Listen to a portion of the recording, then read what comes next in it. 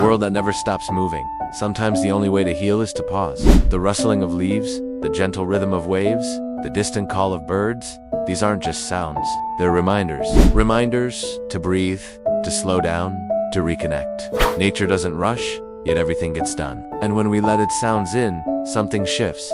Stress softens, the mind quiets, and the heart begins to rest. Whether it's the rain tapping on your window or the wind through the trees, these simple sounds carry the power to restore. So close your eyes, listen closely, and let nature do what it's always done, bring you back to peace.